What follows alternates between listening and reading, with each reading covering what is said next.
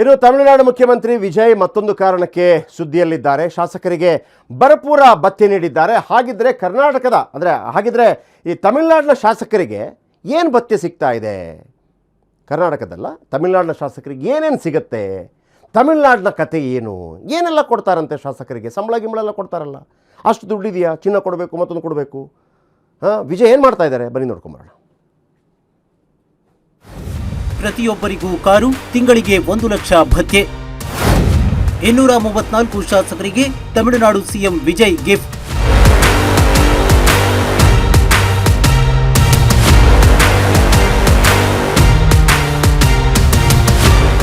Tamil Nadu CM Joseph Vijay ರಾಜ್ಯದ ಶಾಸಕರಿಗೆ ಭರ್ಜರಿ ಕೊಡುಗೆ ಘೋಷಿಸಿದ್ದಾರೆ. ರಾಜ್ಯದ ಎಲ್ಲ 234 ಶಾಸಕರಿಗೆ ತಮ್ಮ ಕ್ಷೇತ್ರಗಳಲ್ಲಿನ ಸಾರ್ವಜನಿಕ ಕುಂದುಕೊರತೆ ಕೇಳಲು காரு, இந்தன, நிர்வகணா வெச்சக்காகி பத்தியை சிகலிதே ಎಂದಿದ್ದಾರೆ. ஏன்னா நான் ட்ரெயினில் தான் வரேன். அங்கேருந்து இங்கே உள்ள ஆட்டோவில் உள்ளே வரும்போதெல்லாம் ஒவ்வொரு தடவையும் காவலர் பணியாளர்கள்லாம் கேட்பாங்க, யார் நீங்கள்? எம்எல்ஏன்னு சொல்லுவேன். ஐடி கார்டெலாம் எடுத்து காமிச்சாலும் நம்ப மாட்டாங்க. ஸோ அதனால் இன்றைக்கி 2 விஷயத்தில் நாங்கள் ரொம்ப மகிழ்வாக இருக்கோம். விவசாயிகளும், மக்கள் பணியை செய்கிற விவசாயி, பசியை போக்குற விவசாயிகளும் ಸಂತೋಷமா இருக்காங்க. ಚಾಲಕ, ಇಂಧನ ಮತ್ತು ಕಾರುಗಳ ನಿರ್ವಹಣಾ ವೆಚ್ಚಗಳಿಗಾಗಿ ಶಾಸಕರಿಗೆ ತಿಂಗಳಿಗೆ ಭತ್ಯೆ ನೀಡುತ್ತಾರಂತೆ. ಜೊತೆಗೆ ಶಾಸಕರು ಈಗ ತಮ್ಮ ಅಧಿಕೃತ ಕೆಲಸಗಳಿಗಾಗಿ ಕಾರ್ಯದರ್ಶಿಯೊಬ್ಬರನ್ನ ನೇಮಿಸಿಕೊಳ್ಳಲು ಅನುದಾನವನ್ನು ಪಡೆಯಲಿದ್ದಾರೆ.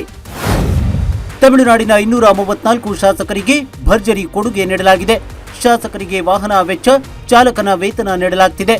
ಚಾಲಕ, ಇಂಧನ ಮತ್ತು ಕಾರುಗಳ ನಿರ್ವಹಣಾ ವೆಚ್ಚಗಳಿಗಾಗಿ ಶಾಸಕರಿಗೆ ತಿಂಗಳಿಗೆ 75,000 ರೂಪಾಯಿ ಭತ್ಯೆ ನೀಡುತ್ತಾರೆ. ಜೊತೆಗೆ ತಮ್ಮ ಅಧಿಕೃತ ಕೆಲಸಗಳಿಗಾಗಿ ಕಾರ್ಯದರ್ಶಿ ನೇಮಿಸಿಕೊಳ್ಳಲು 25,000 ರೂಪಾಯಿ ಕೊಡ್ತಾರೆ. ತಮಿಳುನಾಡು ಸಿಎಂ ವಿಜಯ್ ತಮ್ಮ ಕ್ರಾಂತಿಕಾರಕ ನಡೆಗಳ ಮೂಲಕವೇ ಜನಮನ ಗೆದ್ದಿದ್ದು, ಇದೀಗ ಶಾಸಕರಿಗೂ ಖುಷಿ ಸುದ್ದಿ ಕೊಡ್ತಿದ್ದಾರೆ.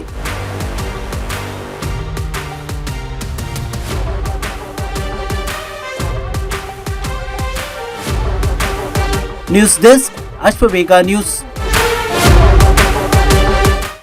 ಓಕೆ, ಸಾಧಾರಣವಾಗಿ ಈಗ ಈ ಶಾಸಕರಿಗೆ ಎಷ್ಟೆಲ್ಲ ಸಂಬಳ ಬರುತ್ತೆ ಅನ್ನೋದರ ಒಂದು ಮಾಹಿತಿಯನ್ನು ನಿಮಗೆ ಕೊಡ್ತಾ ಹೋಗ್ತೀನಿ. ಬನ್ನಿ ನೋಡೋಣ.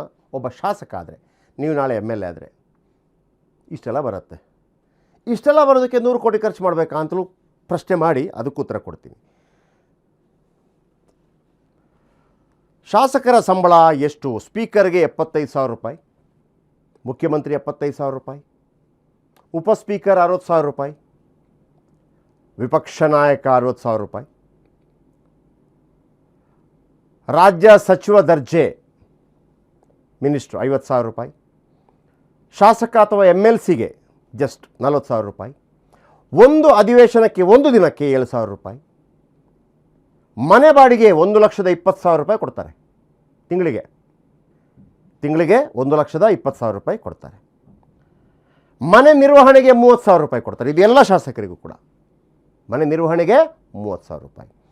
ನಿತ್ಯ ಪ್ರಯಾಣ ಭತ್ಯೆ ಒಂದು ದಿನಕ್ಕೆ 2,500 ರೂಪಾಯಿ ಕೊಡ್ತಾರೆ. 30 ದಿವಸಕ್ಕೆ ಲೆಕ್ಕ ಹಾಕೊಳ್ಳಿ. ದಿನಸಿ ಮತ್ತು ಮನೆ ಖರ್ಚಿಗೆ ಅದಕ್ಕೂ ಕೊಡ್ತಾರೆ 4,50,000 ರೂಪಾಯಿ. ಸಚಿವರಿಗೆ ಇಂಧನ ತಿಂಗಳಿಗೆ 1,500 ಲೀಟ್ರ್ ಕೊಡ್ತಾರೆ. ದೂರವಾಣಿ ಖರ್ಚು 20,000 ರೂಪಾಯಿ ಕೊಡ್ತಾರೆ. ಅಂಚೆ ವೆಚ್ಚ 5,000 ರೂಪಾಯಿ ಕೊಡ್ತಾರೆ. PA ಸಂಬಳ 20,000 ರೂಪಾಯಿ ಕೊಡ್ತಾರೆ. ಈಗ ಇಷ್ಟೆಲ್ಲ ಆಗಿರೂ ನಿಮಗೆ ಒಂದು ಪ್ರಶ್ನೆ ಉದ್ಭವ ಆಗ್ಬೋದು, ಅಲ್ಲ ಸರ್, 100 ಕೋಟಿ ಖರ್ಚು ಮಾಡಿಬಿಟ್ಟು MLA ಆಗ್ತಾರಲ್ಲ, ಇಷ್ಟೇ ಇವ್ರಿಗೆ ಬರೋದು ಅಂತೇಳಿ. ಇದು ಸಂಬಳ, ಅದು ಗಿಂಬಳ ಅಷ್ಟೇ.